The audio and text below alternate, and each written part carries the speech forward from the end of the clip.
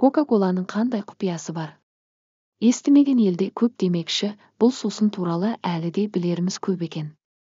Бұған дейін оның адам денсаулығына зиян екендігі туралы ғана айтылған болатын.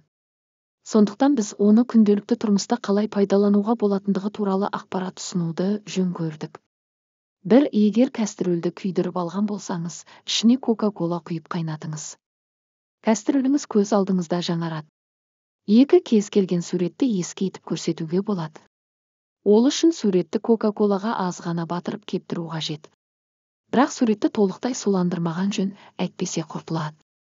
3. Шаш бояуын кетіреді. Бұл байқаусызда өзіміз қаламаған түске боялып қалған шаш туралы айтылып жатыр. 4. Ескі тиындарды кока-колаға салатын болсаңыз, олар жарқырап шыға келеді.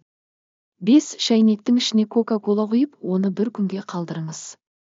Қақ толығымен кетеді. 6. Унитазды да кока-коланың көмегімен тазалауға болады.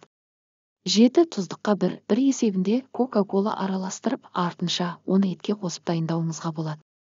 Өте дәмді. 8. Кока-кола шашқа арналған ең үздік кондиционерлердің бірі. Алдымен шашыңызды кока-колаға жуып, артынша кептіріңіз. 9. Шырышты ұлулар кока-коланың иісін жақсы көреді.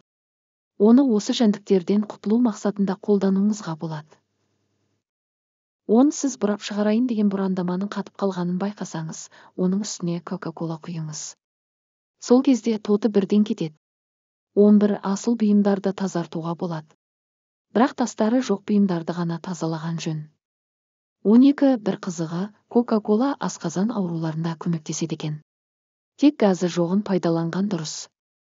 Мысалы, ұзақ жолда жүрек айныған кезде кока-коланың газын шығарып ішетін болсақ, жүрегіміздің айнығаны бірден басылады.